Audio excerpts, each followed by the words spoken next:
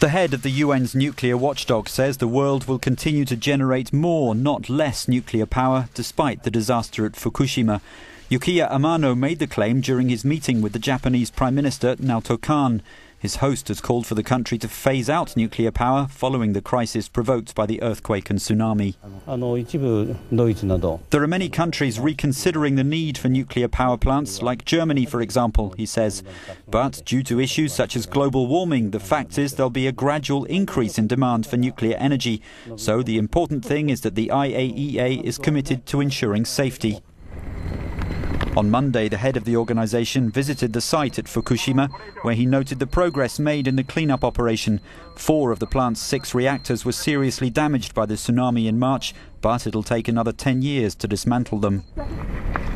The world's worst nuclear accident in 25 years has put a brake on atomic power in Japan.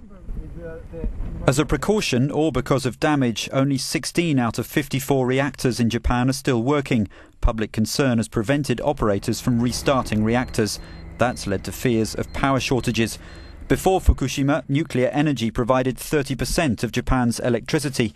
Even nuclear enthusiasts acknowledge their dream of raising that proportion to 50% by 2030 is unlikely to be realized. Significantly, Japanese public opinion has turned its back on nuclear energy. The accident at Fukushima exposed the dangers of radiation. It also revealed the difficulty in bringing damaged reactors under control.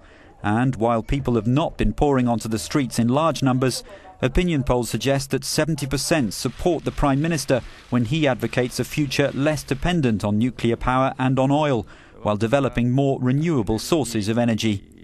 Analysts say Japan must act fast if it's going to become a world leader in things like solar power and long-life batteries. The next few weeks will probably see a new law encouraging more renewable energy. But for radical change to happen, barriers remain.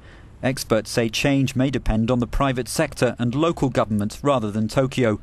Notably, the country's enormous debt, twice its GDP, makes it difficult to release public funds to invest in new technologies.